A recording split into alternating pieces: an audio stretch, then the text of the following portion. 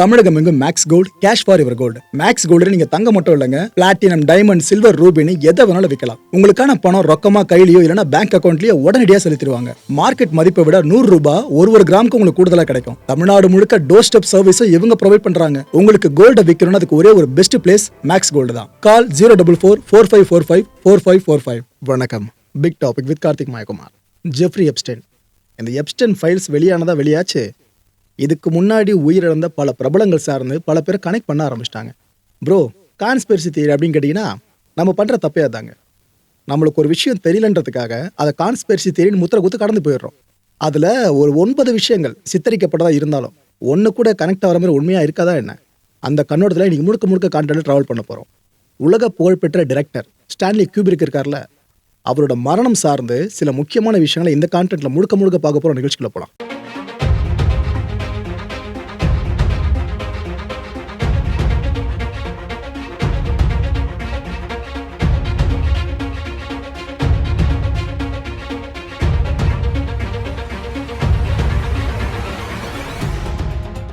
இந்த பூமின்ற பிளானட்ல எவ்வளவோ டைரக்டர்ஸ் வாழ்ந்திருக்காங்க, இப்போ வரைக்கும் வாழ்ந்துகிட்டு இருக்காங்க. ஆனால் அவங்களையே டாப் 5 டைரக்டர்ஸ் நீங்கள் வகைப்படுத்த சொன்னீங்கன்னா அது இந்த மனுஷன் நீங்கள் கட்டாயமாக பேரை உள்ளே கொண்டு வந்தே ஆகணும். அவர் பேர் தான் ஸ்டான்லி கியூபிரிக். இப்போ தமிழ் சினிமா சார்ந்து பல டைரக்டர்ஸ் இருப்பாங்களே, அவங்க பல பேர் இவரை கிட்டத்தட்ட கடவுளாக பார்ப்பாங்க. அவ்வளோயாங்க கிறிஸ்டோபர் நோலன் இருக்கார்ல, நமக்கெல்லாம் யாரை பிடிக்குமான்னு கேட்டால் நாம நோலன் பேரை சொல்லுவோம். நிறைய டைரக்டர்ஸ் கிட்ட யாரை பிடிக்குன்னு கேட்டால் நோலன் பேரை சொல்லுவாங்க. ஆனால் அப்பேற்பட்ட நோலனோட ஃபேவரட்டான டைரக்டர் யார் தெரியுமா? அவர் தான் இந்த ஸ்டான்லி கியூபிரிக். ஆக்சுவலாக இன்டர்ஸ்டெல்லர் படம் இருக்குல்ல, அந்த படமே ஸ்டான்லி கியூபிரிக்கோட கைவண்ணத்தில் உருவான ஒரு படம். அந்த படத்தில் இன்ஸ்பயர் ஆகி தான் நோலனே இன்டர்ஸ்டெல்லர் எடுத்திருந்தார். அப்போ எப்பேற்பட்ட டைரக்டர் இவர்னு கண்டிப்பாக ஒன்று இப்போ புரிஞ்சிருக்கும். இவர் பிறந்தது அமெரிக்காவில் தான். 1928 வருஷம் ஜூலை 26 தேதி பிறக்கிறாப்புல. இவர் ஒரு யூத குடும்பத்தை சேர்ந்தவருங்க. ஜெஃப்ரி எப்ஸ்டைன் அவரும் யூத குடும்பத்தை சேர்ந்தவர் தான். இந்த பெஸ்ட் ஃபோட்டோகிராஃபர்னு இந்த உலகம் முழுக்க எல்லாராலையும் பாராட்டப்பட்டவர் நம்ம ஸ்டான்லி கியூபிரிக்.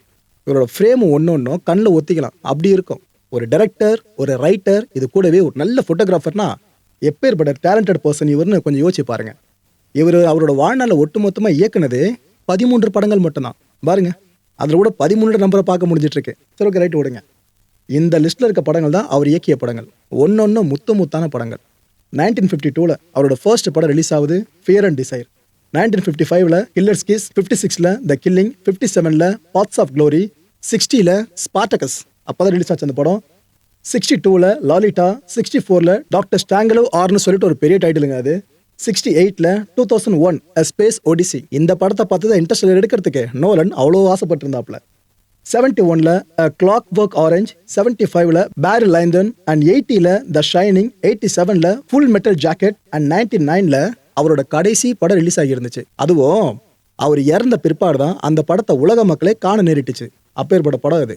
அந்த படம் தான் ஐஸ் வைட் ஷட், அதாவது கண்கள் அகலம் மூடு. இந்த ஒரு விஷயத்த மைண்டில் தெளிவாக வச்சுக்கோங்க. கான்டென்ட் போக உங்களுக்கே கண்கள் நான் சொன்ன மாதிரி அகலமாக ஆரம்பிக்கும். One of the finest director. ஆனால் ஒரு வாழ்நாள் ஒட்டுமொத்தமாக இயக்குனதே வெறும் 13 படங்கள். அதுலேயே அவரோட கடைசி படம் இருக்கே, ஓகே, இந்த படம் தான் ஐஸ் வைட் ஷட்டா. இந்த படத்துக்கு ஸ்க்ரீன் பிளே, டைரக்ட் பண்ணது, ப்ரொடியூஸ் பண்ணது முதற்கொண்டு ஸ்டான்லி கியூபிரிக் தான். இந்த படம் ட்ரீம் ஸ்டோரி அப்படின்ற ஒரு நாவலை தழுவி எடுக்கப்பட்ட படம். 1926 வெளியான நாவல் அது. இந்த படத்தில் நடிச்சிருந்தது யாரை தெரியுமா? நம்மளுக்கெல்லாம் ரொம்ப பிடிச்ச Tom cruise and Nicole Kidman. Music பார்த்தீங்கன்னா ஜோசலின் பூக்கு. இந்த பேரை மைண்டில் வச்சுக்கோங்க, முக்கியமான ஒரு கம்போசர் இவர். இந்த படம் ரிலீஸ் ஆனது 1999. ரன்னிங் டைம் பார்த்தீங்கன்னா 159 நிமிடங்கள். இந்த படத்தோட பட்ஜெட் பார்த்தீங்கன்னா அப்போவே $65 மில்லியன். ஆனால் படம் பாக்ஸ் ஆஃபீஸ் அடிச்சது பார்த்தீங்கன்னா $162 மில்லியன். எப்பேற்பட்ட ஒரு விக்டரியை இந்த படம் அந்த டீமுக்கு பெற்று கொடுத்துருக்கு பாருங்க. இந்த படம் முழுக்கவே ரிச்சுவல் சார்ந்து நிறைய நீங்கள் பார்க்க முடியும். அதாவது இந்த குரூப்பாக சேர்ந்து உடல் உறவு சார்ந்து சில விஷயங்கள் பண்ணுறதா இருக்கட்டும், உடல் உறவுலையே அடுத்த கட்டம் நம்ம யோசித்து பார்க்க முடியாத அளவுக்கு நெருக்கமாக போகிறதா இருக்கட்டும், இன்டிமசி.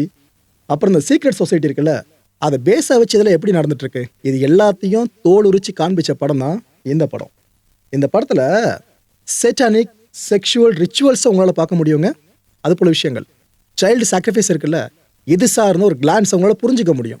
ஏன் பெருசாக பார்க்க முடியாமல் புரிஞ்சிக்க முடியும்னு சொல்கிறேன்றது உங்களுக்கு போக புரியும். இந்த படத்தில் இது போல் ரிச்சுவல் பண்ணுறவங்க எல்லாருமே எலிட் பீப்புள் தான். அதாவது அரசியல் பலம் மிக்கவங்க, பணபலம் மிக்கவங்க, செல்வாக்குல உயர்ந்தவங்க. அப்பேற்பட்ட ஆட்களால பண்ணப்பட்ட ஒரு வித்தியாசமான சடங்கு முறைகளை தான் இந்த படம் தெளிவா சொல்லியிருக்கும். இந்த ஐஸ் வைட் ஷட் படம் இருக்குல்ல, இந்த படத்தோட ஃபோட்டோகிராஃபி ஆரம்பிச்சது பார்த்தீங்கன்னா 1996ல இங்கிலாந்துல ஆரம்பிச்சது. இதுக்கப்புறம் இந்த படத்தோட ஒட்டுமொத்த ப்ரொடக்ஷன் இருக்குல்ல, அது முடிய எவ்வளோ நாட்கள் ஆச்சு தெரியுமா? 400 நாட்கள் ஆச்சு. தமிழ் படமே நம்ம இவ்வளோ நாள் எடுத்துக்க மாட்டோம். ஹாலிவுட் படம் டூரேஷன் கம்மின்னு சொல்லுவாங்க, ஆனால் அவங்களே 400 நாட்கள் எடுத்துக்கிட்டாங்க. இதன் மூலமா ஒரு கின்னஸ் உலக சாதனையை படைக்கப்பட்டுச்சுங்க. அதாவது ரொம்ப அதிக நாட்கள் எடுத்துக்கிட்ட, ஷூட்டிங்காகவே எடுத்துக்கிட்ட ஒரு படம் அப்படின்ற பெருமை இந்த படத்துக்கு கிடைச்சது. இந்த படத்துக்கு ப்ரொடக்ஷன் ஒர்க்லாம் முடிஞ்சு எல்லாம் ரெடி ஆயிடுச்சு. அதோட ஃபைனல் கட் இருக்குல்ல, அதுவும் ரெடி ஆயிடுச்சுங்க. படம் 1999 மார்ச் 1 அப்ப கியூப்ரிக் இந்த படத்தை வார்னர் பிராஸ்க்கு சமர்ப்பிக்கிறாப்ல. ஏன்னா அவங்க தான் டிஸ்ட்ரிபியூஷன் கம்பெனி, அவங்க கிட்ட கொடுத்துட்டாப்ல. இந்த படத்தை அப்பதான் டாம் க்ரூஸ் பார்க்குறாரு, ஹிட்மேன் பார்க்குறாங்க, இந்த ஸ்டுடியோவோட எக்ஸிக்யூட்டிவ்ஸ் இருக்காங்களா அவங்க எல்லாருமே படத்தை பார்க்குறாங்க. பார்த்து முடிச்சிட்டாங்க. ஒரு 6 நாட்கள் கழிச்சு என்ன ஆகுது, கியூப்ரிக் மாரடைப்பால் இறந்துட்டாருன்னு செய்தி வருதுங்க. இறக்குறப்ப அவருக்கு வயசு 70. எங்க இறந்தாரு? இங்கிலாந்துல இறந்துருந்தாப்ல. ஓகே, இப்போ அவர் இறந்தாச்சு. இந்த படத்துல யாரு கை வச்சாலும் கேட்க நாதி கிடையாது. யார் ஒன்று என்ன வேணாலும் பண்ணிக்கலாம் அந்த படம் சார்ந்து. அப்பேற்பட்ட நிலைமை உருவாயிடுச்சா. இதில் இன்னொரு ரிப்போர்ட்டும் பதிவு பண்ணப்படுச்சு. அதாவது அவர் இறப்புக்கு பிற்பாடு போஸ்ட் ப்ரொடக்ஷன் ஒர்க்குன்னு சில விஷயங்களை படக்குழு பண்ணாங்கன்னு ஒரு தகவல் வெளியே வந்துச்சுங்க. இது அந்த டைம்ல இருந்த மக்கள் மத்தியில் ஒரு பெரிய டிபேட்டை ஏற்படுத்திருச்சு. ஏங்க, அவர் தான் செத்துட்டார்ல, அப்புறம் அவரோட படைப்பு மேலே கை வைக்கிறீங்க, ஏன்னா சீன்ஸ் என்ன எடுக்க போறீங்களா அப்படின்னா பல பேர் கேட்க ஆரம்பிச்சிட்டாங்க. இந்த கம்பெனி இருக்குல்ல, இந்த படத்தை டிஸ்ட்ரிபியூட் பண்றவங்க, அவங்க ப்ரொமோஷன் பண்றப்ப என்ன தரமான வார்த்தைகளை பயன்படுத்தினாங்க? எராட்டிக் த்ரில்லர்னு பயன்படுத்தினாங்க. அதாவது கியூப்ரிக் எதுக்காக இந்த படத்தை எடுத்தாருன்ற விஷயத்தையே மறைக்கிற மாதிரி தான் எராட்டிக் த்ரில்லர்னு கிட்டத்தட்ட ஆபாச படங்கள் சார்ந்த கேப்ஷனை பயன்படுத்துவோம்ல, அது போல இந்த படத்தை ப்ரொமோட் பண்ண ஆரம்பிச்சிட்டாங்க. இந்த ஐஸ் ஒயிட் ஷர்ட் படம் 1999 ஜூலை 13 லாஸ் ஏஞ்சலஸ்ல ப்ரீமியர் பண்ணப்படுச்சுங்க. ஓகே, இங்க ப்ரீமியர் பண்ணியாச்சா. இந்த டைம்ல மக்களோட ஒரு பெரிய குற்றச்சாட்டு அடுக்க ஆரம்பிச்சிட்டாங்க. ஏங்க, அந்த படத்துல 30 நிமிஷ காட்சிகளை தூக்கினதா நிறைய பேர் சொல்றாங்களே படக்குழு வட்டாரத்துல இருந்து, அது போல என்ன பண்ணிட்டீங்களா என்ன? நீங்க வாலண்டியரா ஒரு செத்ததுக்கு பின்னாடி இது போல 30 நிமிஷ காட்சியை படத்துல தூக்குறீங்கனாக்கா, அது நீளம் கருதி தூக்கின மாதிரிலாம் தெரியலையே, ஃபுட்டேஜ் அதிகமா இருக்குலாம், சம்திங் ராங்குன்ற மாதிரி பல பேர் பேச ஆரம்பிச்சாங்க.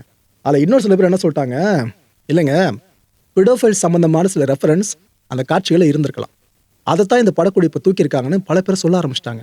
இதை ப்ரூவ் பண்ணப்படலை. ஆனால் இப்போ அந்த நீக்கப்பட்ட காட்சிகள் அந்த கம்பெனி கிட்ட இருந்து வெளியிட்டாங்கனாக்கா அது ஒரு புதிய புயலை கிளப்பிவிட்டலாம் போல இது. ஏன்னா இந்த பிடோஃபைல்னு சொன்னல, எப்ஸ்டீன் ஃபைல்ஸில் எல்லாரையும் குற்றவாளியாக நாமெல்லாம் பார்க்கறதுக்கு பிரதான காரணமே சின்ன சின்ன பசங்களை அவங்க பாலியல் இச்சைக்காக பயன்படுத்தியிருக்காங்க, இன்னும் சில விஷயங்கள்லாம் இன்னொன்று நிறைய பண்ணியிருக்காங்கன்றதான். ஸோ இந்த படத்தில் நீக்கப்பட்டதாக சொல்கிற அந்த காட்சிகள் எல்லாமே இதை சித்தரிக்கிற காட்சிகளாக இருந்திருக்கலாம்னு நிறைய பேர் கிளைம் பண்ண ஆரம்பிச்சிட்டாங்க. ஸோ ஸ்டான்லி கியூப்ரிக்கு இது போல விஷயம் நடந்துட்டு இருக்கிறது அப்பயே தெரிஞ்சிருக்கு. ஏன்னா நம்மளை இப்போதான் எப்ஸ்டீன் ஃபைல்ஸ் பற்றி பார்த்துக்கிட்டு இருக்கோம்.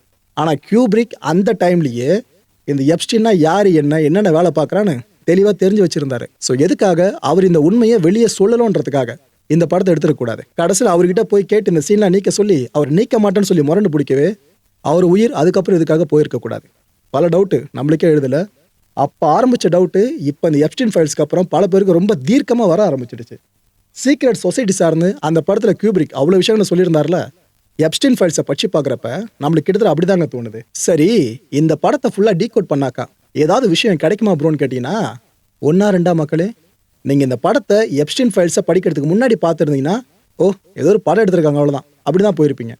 ஆனால் எப்ஸ்டீன் ஃபைல்ஸில் சொல்லப்படுற விஷயங்களை கேட்டுட்டு அதுக்கப்புறம் இந்த படத்தை ஒரு முறை பாருங்கள், எனக்கு தெரியாத பல விஷயங்கள் உங்கள் கண்ணில் மாட்டலாம். அவ்வளோ இருக்கு உள்ள. தமிழ் பாட்டே உள்ள ஒன்று இருக்குங்க, ஹாலிவுட் படத்தில் ஒரு தமிழ் பாட்டு. இந்த ஐஸ் வைட் ஷர்ட் இந்த படத்தில் கியூப்ரிக் சில ஹிடன் மெசேஜஸை வச்சிருந்திருக்காரு மக்களுக்கெல்லாம் புரியணுன்றதுக்காக அப்படின்னு பல பேர் இப்போ எடுத்து டீகோட் பண்ண ஆரம்பிச்சிருக்காங்க.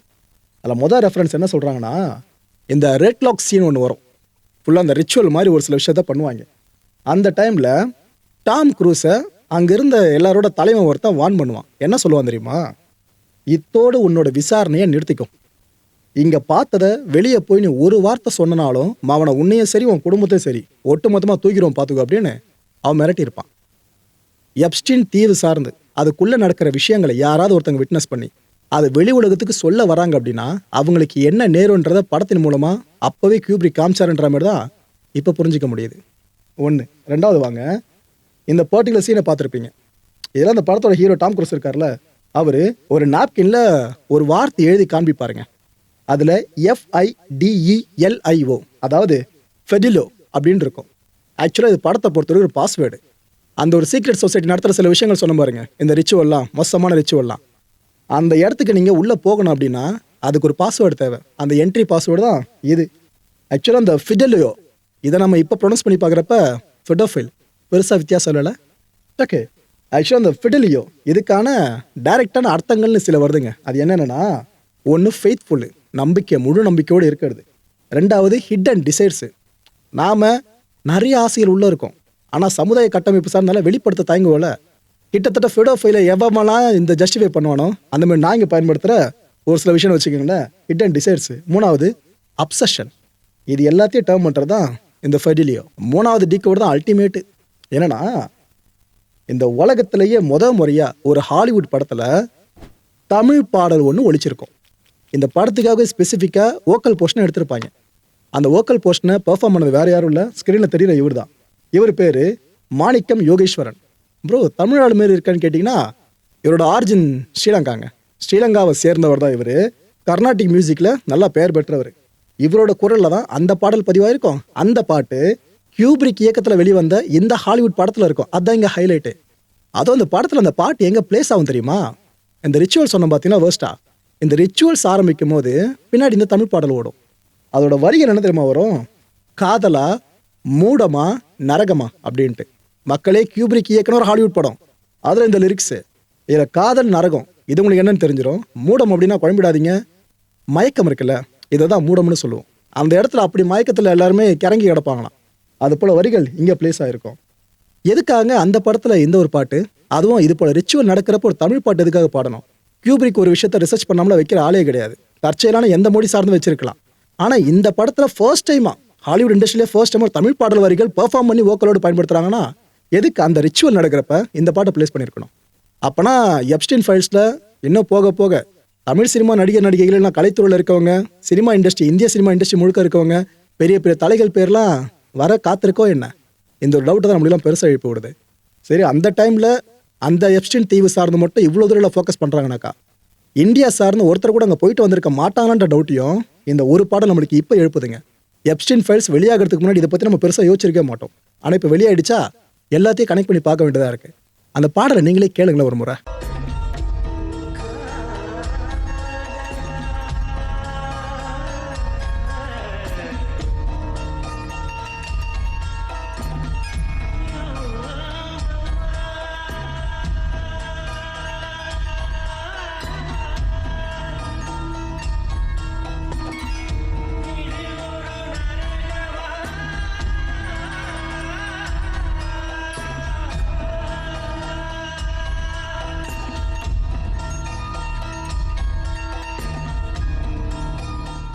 ஸோ இதன் மூலமாக நாம் நிலைப்பாடு தெளிவாக வர முடியுதா?